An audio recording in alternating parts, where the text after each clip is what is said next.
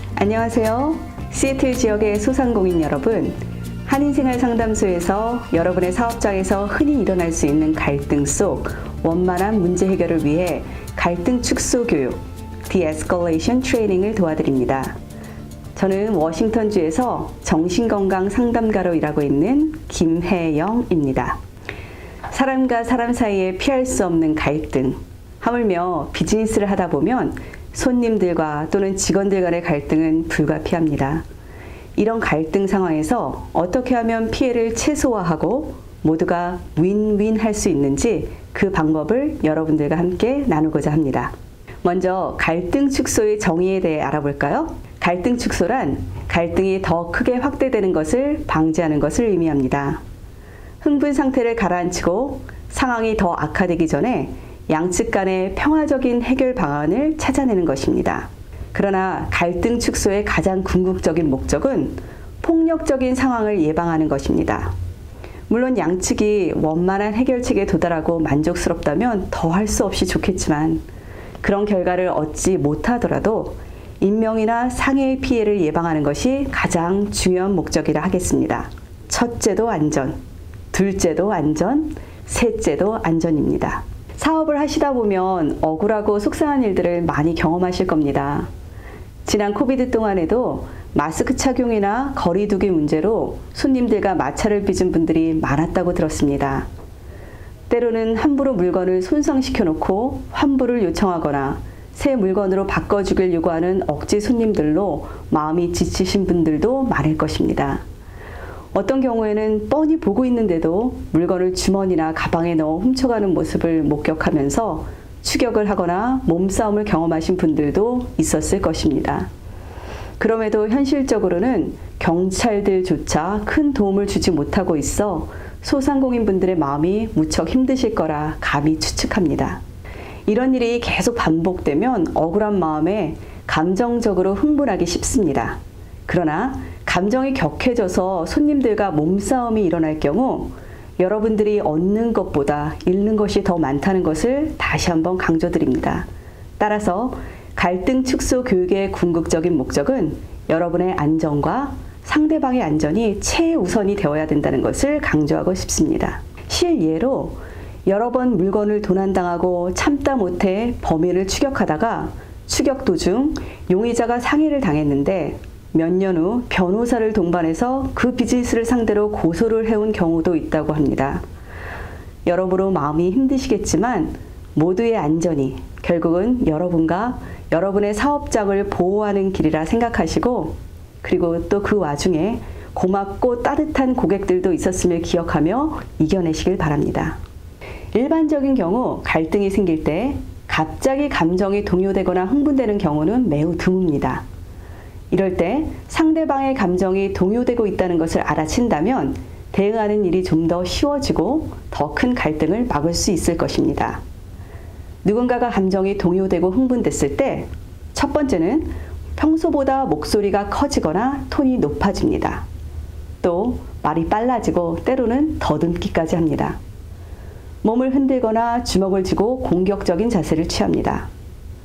호흡이 거칠어지고 몸을 서성거린다면 감정이 매우 흥분된 상태라는 것을 직감하시고 준비 태세를 취하시는 것이 좋습니다.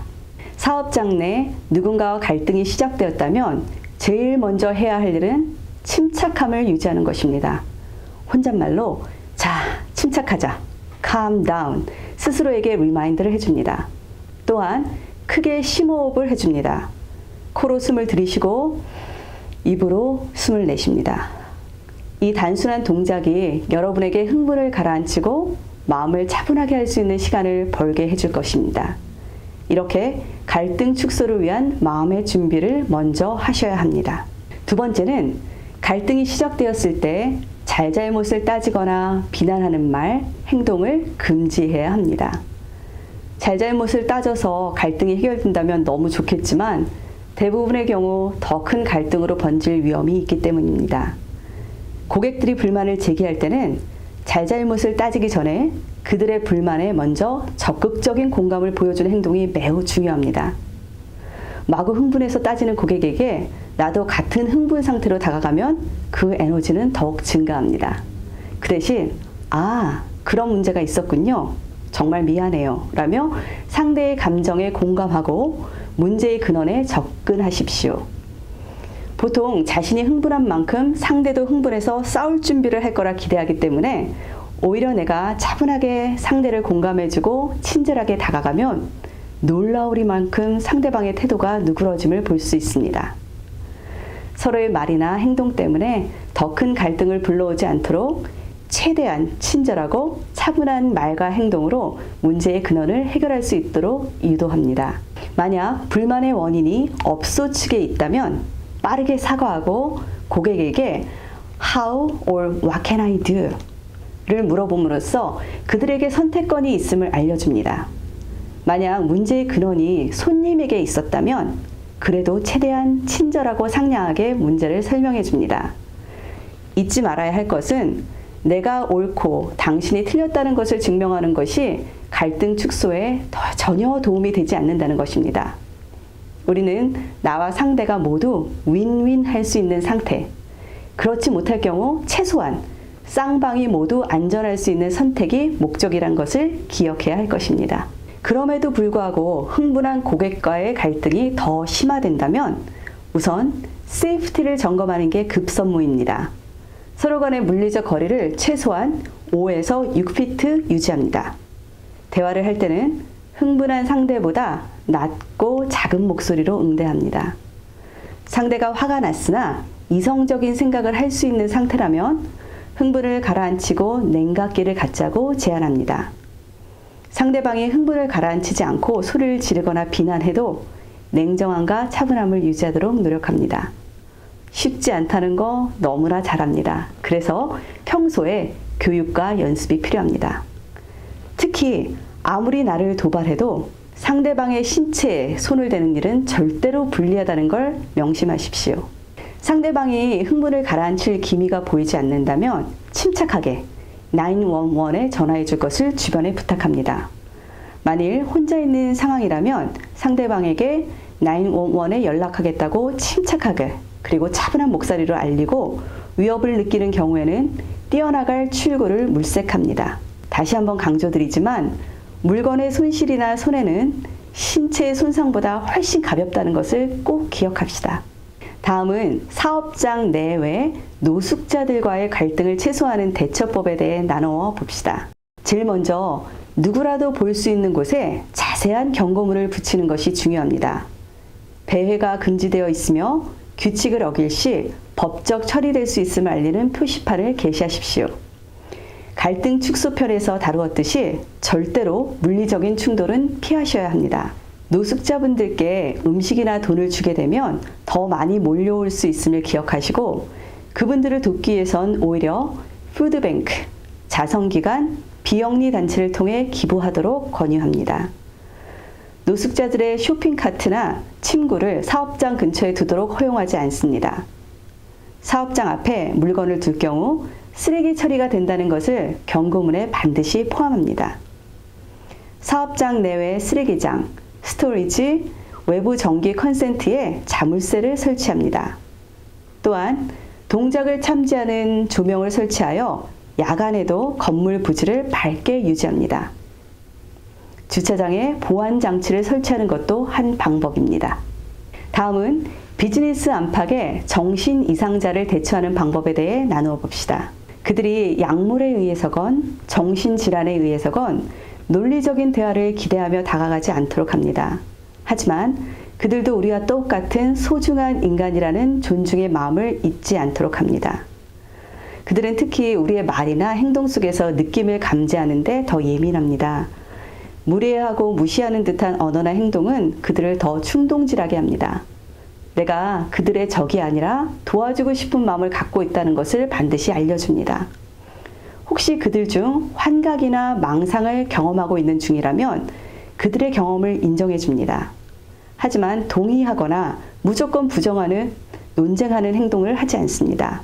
예를 들면 제 눈엔 보이지 않지만 진짜 그런 경험을 하고 계시다면 무척 힘이 드시겠네요. 혹시 물이라도 한 잔 드릴까요? 여기는 사람들이 너무 많으니 우리 밖으로 나가서 도움을 구해볼까요? 라며 달래어 줍니다. 이런 분들에 대한 경험이 없으시면 많이 당하고 떨리시겠지만 스스로에게 격려하며 차분하고 자신감 있는 모습을 보여줍니다. 대화를 시도할 때는 한 번에 한 가지만 질문하시고 지시합니다. 그리고 대화 시 나의 두 손을 상대가 볼 수 있도록 앞으로 꺼내어 놓습니다. 상대방이 흥분하더라도 나는 균일하고 안정된 톤으로 대화를 합니다. 대화 전후로 비상구를 확보합니다. 출구가 하나밖에 없다면 내 자신이 출구 가까이에 위치합니다. 비상 알람을 평소에 미리 설정해 놓고 한 번만 누르면 비상 호출이 될 수 있도록 저장 준비해 놓습니다. 상황이 심각해진다면 구급차를 불러 병원으로 후송할 수 있게 도와줍니다. 대부분의 분들은 평소에 낯선 이들과 거친 갈등이나 논쟁을 경험하지 못했기 때문에 이런 상황을 겪고 나면 마음이 힘들어지는 경우가 종종 있습니다. 누군가의 갈등은 늘 마음을 힘들게 하지만 특히나 사업장 내에서 이런 일들이 발생하면 더더욱 정신적으로 힘들어질 수 있습니다. 트라우마라고 하면 대단히 큰 일을 당해야 하는 걸로 아시는데 사실 우리가 겪는 주관적인 경험을 크다 작다 말할 수는 없습니다. 만일 갈등이나 언쟁을 겪은 후 이러한 증상들을 경험하신다면 반드시 주변에 또 전문가에게 도움을 청하십시오. 오래 방치해두면 우울증이나 불안장애로 확대될 수 있습니다. 여기 나와 있듯이 간단한 외상 후 스트레스 증상 질문을 통해서 자가 진단을 해보시고 이 5가지 질문에 2개 이상 네라는 대답이 나오면 혼자 끙끙하지 마시고 도움을 받으시길 바랍니다.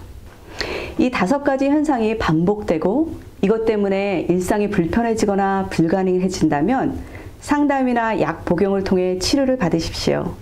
여러분의 주치의와 상담을 하시던가 한인생활상담소로 문의하시면 적절한 조치를 안내받을 수 있습니다.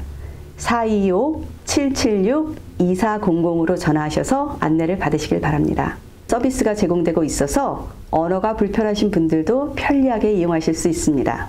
여러분의 사업장에 불필요한 갈등이나 논쟁이 없기를 바라지만 사람과 사람의 관계 속의 갈등은 피할래야 피할 수가 없습니다. 갈등이 확대되어 불필요한 피해를 막을 수 있도록 여러분과 여러분의 직원들에게 평소에 갈등 축소의 중요성에 대해 교육하고 연습하셔서 건강하고 행복한 여러분의 일터를 소중히 지켜나가시길 간절히 바랍니다. 감사합니다.